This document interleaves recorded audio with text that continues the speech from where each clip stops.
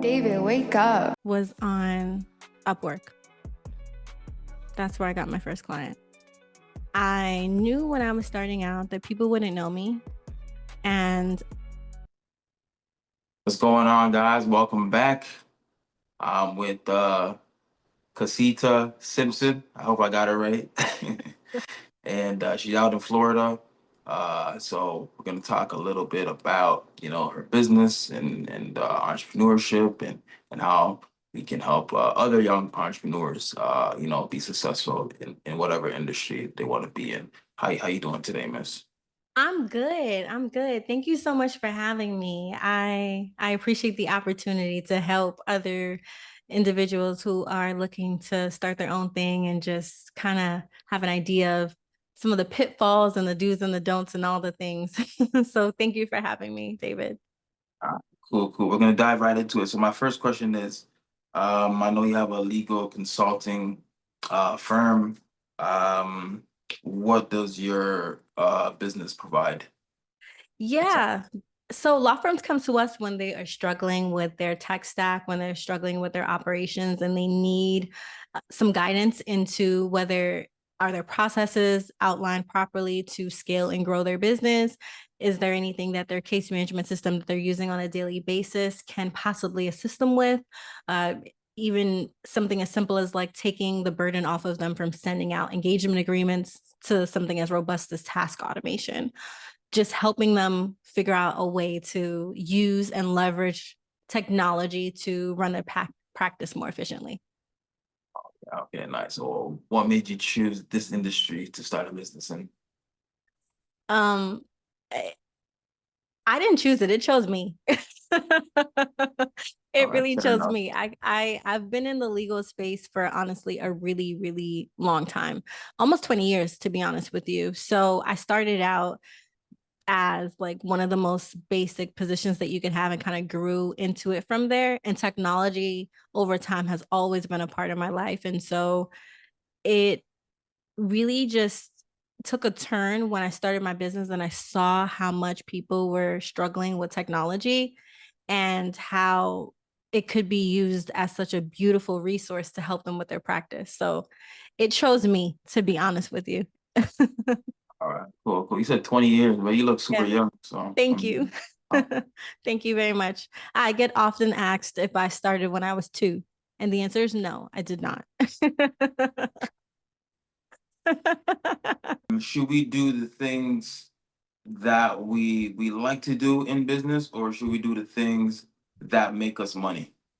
Because some people will do a business because it makes money, but some people will do it because they love it and they have the passion for it. So which one should we choose? But maybe it might not make them as much money the first 2 years. So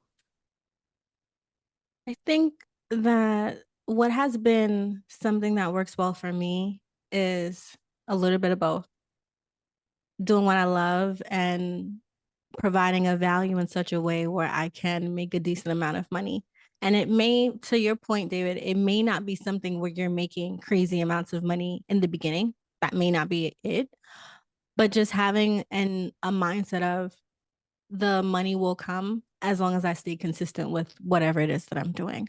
So, and the reason why it's important to enjoy what you do is because on the days where it's tough, on the days where you don't feel like giving it everything, on the days where a client pisses you off or something's going on, you have it to fall back on that, you know what? I can't give up on this because this is what I love. And this is something that not only do I love it, but it's beneficial and needed. Anyone could do anything. Anyone could literally do anything. But if you don't have a passion for what you're doing, that's going to show in the way that you cater to people. That's going to show in the way that you work with people because a laissez faire attitude is something you can't hide forever. So I would definitely say that for sure, it should be something that you enjoy. And hopefully it's something that can also make you some money in the process as well, too. ask this: what type of mindset do you need as an entrepreneur? Because like you said, it's gonna be some tough days. How do you control your mind to not to fall into the tough days and still keep on going? I rely on my faith on the days that I can't keep going, to be honest with you. And I also rely on the fact that I have to get it at any means necessary. So it's one of those things when, and I think a lot of people know this, like you're going to get no's. A lot of people have gotten no's over the course of time. But if you keep on going, you're going to get that yes. And that yes that you get is going to make those no's not worth it. And you have to also have the mentality like, if this door is closing and this opportunity is just not making sense, it has to be for a reason. It's either maybe it's just not the time yet, or maybe there's something else that you need to learn, or it's just using that as a way to be able to, when you do get to that point, to have that story to be able to say, listen guys, like I have been through the ringer, my business has been through the ringer, but that mentality to keep on going, keep on pushing, not stopping, because the moment that you stop, you're hurting yourself. Right. You have to constantly keep pushing. It's the only way. If you're not, if you know you're not going to have the mentality to keep pushing, don't even bother starting. Don't even bother. Like just do something else, because this kind of journey requires that. It's, I can't even say it's the survival of the fittest. It's the survival of who's going to stay in it. You have to stay in it. And I'm not just telling this to whoever's listening to this. I'm telling it to myself too, because the days do come. They come where you're just like, what the heck am I doing? Why am I Mhm. even here? This person over Yeah. here not even listening to what I'm saying. What am I doing? But then you remember that there are people out there that really rely on you, that really need you. And we're not talking about family, friends, or whatever. We're talking about the people that we're serving, that we're trying to help. You Yeah. went into this because you saw that there was something specific that just that was a need, that was a void that needed to be filled, and you took the calling to fill it. So you owe it to yourself to keep on going. Yeah. Nice, nice. That was very well said. Thank you. Cool, cool. Yeah, I know you're out in Florida. Does it matter where you live as an entrepreneur? Because some people move to Dubai or move to Texas or move to LA for, whatever business they want to do. Does it matter? I think it depends on the industry. I do. I do think that industry does matter. But I will say that for my space and being in technology, there's a lot of people who are in California, Silicon Valley, you name it, because of the tech space. But there's other areas too. And it depends on, for me, I'm a service based industry. So, yes, I'm in technology, but I'm providing a service to someone. So, for me, it's like I could do that anywhere. We help people nationwide. So, I think that it's important to do your research and see where, where's what's going to make the most sense. But I can tell you this, who's to say that industry standard is being there is for what you're supposed to do. Maybe you're supposed to start that market in a new area. Maybe you're supposed to create that niche. You already know that it's needed, but maybe you're supposed to do it in an area that is not already there. So when you're researching, also be mindful of, do you have the wherewithal? Do you have the character to do that uncharted path that hasn't been done before? Yeah. Yeah. Nice, nice. How did you get your first client when you were starting off? How did you get your first client, and what are your negotiation tactics to get the deals that you want on the table? My first client was on Upwork. That's where I got my first client. I knew when I was starting out that people wouldn't know me, and I would have to build up to that. So I created a video and I had it literally posted on my Upwork profile. And it's so funny because every time when clients started trickling in, that was one of the things that they said, I picked you because of your video. So the video did help. And in terms of negotiating, One second. What did you have on your video that yeah, people so like? in the video, if you can't tell, I'm a very lively, bubbly person. So in the video, I was very upbeat, and I talked about what I can do for them, the experience that I had working in the legal industry, and what kind of experience they would get by working with me. And I reassured them, and I focused on them and not myself. and making it about them and how easy it would be to kind of begin to work and have a partnership together. And that's what it was about. Negotiating, though, that's something that has gotten better over time. I've been able to finesse it over time. In the beginning, I wasn't. I'm going to be honest with you. I did not negotiate. I was just like, oh, that's what you want to pay me? Okay, fine. But over time, when I realized that, I'm offering a service that is really a value, I would figure out ways to make it beneficial to the both of us. So maybe if they're saying, "Hey, I want to pay this and I'm charging that," let's use actual numbers. Let's say maybe they wanted to pay 35 an hour and I at the time I'm charging maybe $45 an hour. I would tell them, "Well, you would either get less hours or you would have to do a certain thing. Like it would have to meet in the middle." Or I would tell them I'm charging 45 and that's what it is. And often that ended up being the case because I realized very quickly when you start to negotiate with people and you let them dictate what they get to pay you, that becomes the way that you get treated over the course of time consistently. They think that Mhm. everything could be a negotiation. They think that they could basically run you like a rag doll and it's okay because you allowed it because you negotiated. If your price is your price, it's your price. And if that person's not paying it, someone else will pay it.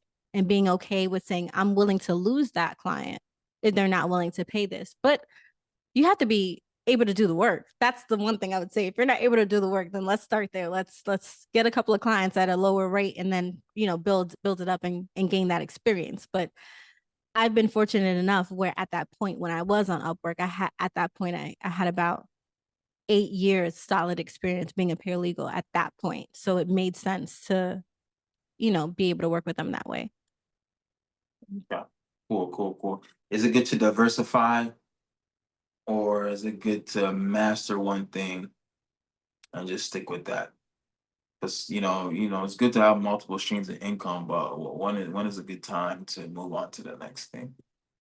I would say that when you know that you can do the work, you know the work like the back of your hand, you know the industry like the back of your hand. To excel at, let's say, for example, washing cars. You're washing cars and you know how to do different things with washing the car. And then you're like, you know what, I'm good with this. I want to go and now do something else. I don't even know what the other thing is. In order to move on to something else, like who's going to now do this car washing thing? Are you going to get people and train? Because there's levels to it, right? So if you're going to bring in other people and train them to be able to do the car washing and then you move on to something else, that could potentially work as opposed to just spreading yourself so thin that like you're not even excelling in anything because you're spreading yourself here, there, everywhere. You're doing all these different things. When I first started out, um, paralegal support was one of the main things that I had focused on, and all the technology things was rolled up into that. And then I was already a notary. So notary kind of comes with being a paralegal. So that wasn't a far fetch to say, oh, I'm going to offer notary services and make that its own thing because it's an arm to paralegal services. So if you're doing something that's already like an extension to something and you're just making it its own, yeah, that makes sense because it's still a derivative of what the main thing is. But if you're doing something completely different, like I'm doing this and now I want to go sell makeup, be like, okay, but like, how good and solid is this business that you're going to go and who's running this? So you have to, with everything, you have to take the lens of like, how is this going to stand on its own foundationally for me to start doing something different? And it's important to understand that because in everything that you do, there's trade offs. There's balance, but there's trade offs to everything. You can't excel at two things at the same rate if both are still in their infancy. It doesn't work. Like a baby don't come out the womb just walking. Like it had to go through stages to be able to get to that point. And it's the same thing with your business. Your business is something, if you're an entrepreneur and you want to start multiple businesses, have the first one go through its stages first. And then you start another one, another one, another one. If you're doing a franchise, same thing. You don't want to start out with a Blaze Pizza franchise and then just immediately open up a Chick-fil-A. Open up some more Blazes. Get that under your belt. Then you're like, okay, I'm doing good with this.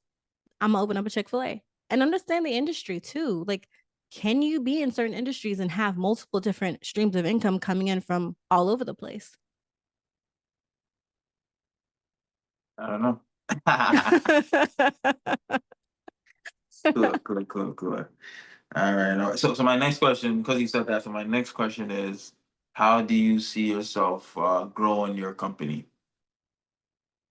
Man, I don't know. Um, right now, I see myself really just adding more team members to it so that I'm far removed. I'm not involved in a lot of the day-to-day things. I'm literally just the overseer. I put the finishing touches on something and then I move on to the next thing. I do very little so that I can start another thing, because over time I would hope this business can stand on its own and run by itself. And that's what we all want, is so that we can work 1 hour a week. But to get to that point, it has to be in a solid space. So scaling the business in a space where I'm able to work 1 hour a week, but still be involved with um, more trainings, more workshops, more educating on technology and why legal professionals shouldn't be afraid of it. Yeah. All right, cool, cool, That's cool. the vision right now. Who's to say 6 months from now, maybe it'll change to something else. I don't know. AI and these agents, I don't know who's to say what's going to happen, but that's the goal right now.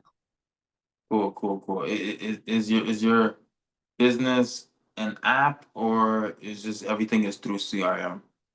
And you just kind of put Everything, sorry, you just kind of put in the information in through CRM. everything is focused on the case management system. Yeah. Everything's focused on the CRM for the most part. It's more implementation and strategy. Yeah. Cool, cool, cool. If somebody wants to start a business online in 2025, how should they start? I'll be honest with you. I feel like in today, you have to make sure that there's a need for what you're doing, right? So, one of the things that I would say is put some feelers out there. Start talking to people about what you want to do. Start getting prospects into your space of what you want to do and seeing how that would look for you. Because I used to say, oh, just start a business, just go and open up the business and just go to the Secretary of State or divisional corporation site or Commonwealth and just start the business. But in today's society, it's like you have so many other ways to do it. There's people who have TikTok shops and all these different kind of things as revenue streams. So I think that it's more beneficial to know who your target audience is and start communicating with them directly and figuring out a way to be able to offer whatever you're trying to do to them, whatever that is. Start with that. And once you see that there's a need for it, you're this beta testing. This is pretty much what it is. You're beta testing to make sure that there's a real need for it before you start spending dollars, because just spending money to start a business is not always the case. Everything's expensive. Domains and all the things, they all cost money. Yeah. So have an email, have a way that people can reach you and communicate with you, take the path of least resistance and the most budget friendly option. I think the easiest thing out of everything is to have a little simple, maybe domain, and just start beta testing and seeing who you want to service and what that will look like for you. Okay. Sometimes though, you might tell folks, and somebody might steal your idea. How do you go about that? So I've had the privilege of working with a lot of intellectual property attorneys over the course of time. And you technically have two different ways to do this. If you know that you're the originator of a thing, and to some extent, then you can make sure that you have a way of being able to prove when you started that and having that documented. But the other way is you can always, if you know it's something that is possible where someone could steal that idea and that concept, if it's something that could be copyrighted, copyright it. If it's something that could be trademarked, trademark it. The beautiful thing about And I don't want to get into much of this, but like the beautiful thing about the United States Patent and Trademark Office is that you can trademark something that is still a concept. There is an application for that. You can do that. I would definitely consult with attorney. I know a few if you need a referral, but I would definitely do that because that would protect you from being stuck with someone stealing your idea. That would be my recommendation. Okay. How much would it cost to trademark your idea? Yeah. So if you are working with an attorney, I think it's really based on what their fees are. A lot of them couple their fees with whatever the application fees are. And I think that now the USPTO is more so really suggesting and recommending that people hire an attorney because of the complexities. But if you wanted to do it on your own, the application fee is anywhere from I think like 350 to 450, something like that, to be able to get the process started. But Wow. there's a lot of nuances to it, and that's why I've seen people literally spend the money and lose the money for the application because they just didn't do the right thing. And you have time like the other thing too is there's deadlines to these things too. So you have to be mindful of the deadlines that are associated with it. And that's another reason why you end up hiring an attorney because you get a deadline, you get hit with something that you need to respond to, you don't respond to in a certain time, you lose that.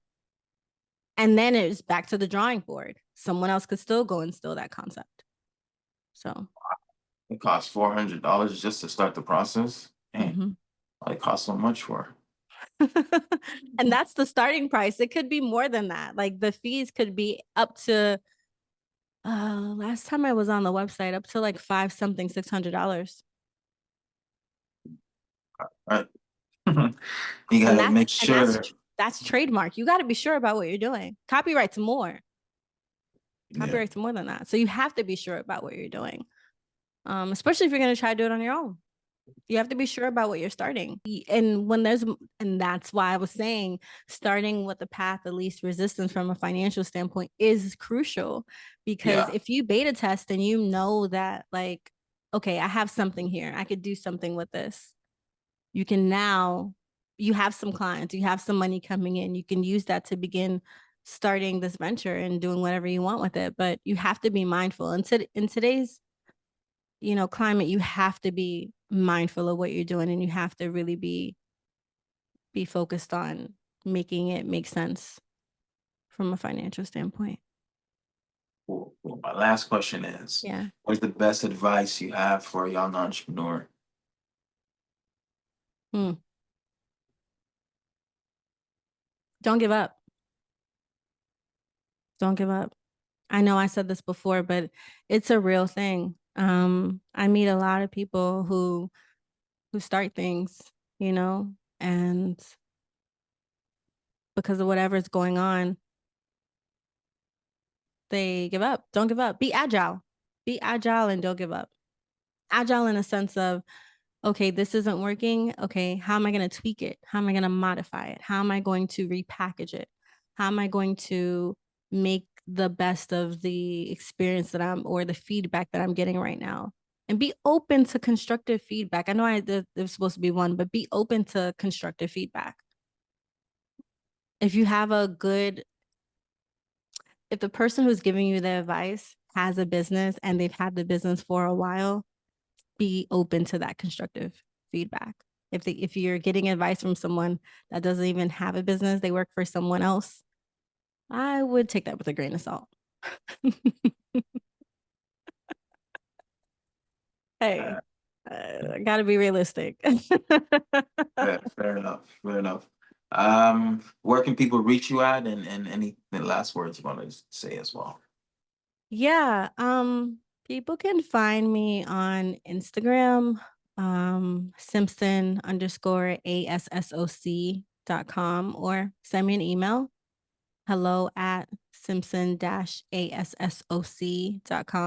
You can reach me one of those two ways. Final words is um there's all kinds of ways to make money. There's all kinds of ways to run a business. Just be sure that you're doing things that morally and ethically align with who you are and the vision that you have and the goals that you have. That's what's going to keep you grounded, because there's going to be a lot of people out here that will try to get you to do something or say, oh, you know, you can go around the long road and get instant whatever. But sometimes those ways, oftentimes those ways end bite you on the butt. There's no quick way to be excellent and an expert in the space that you're in, what you're trying to do, other than doing it. And it does take time. Yeah. Right, That's yeah, it. that's it. That's it. That's all I got for today. All right, thank you guys. See you guys next time. Peace. Bye.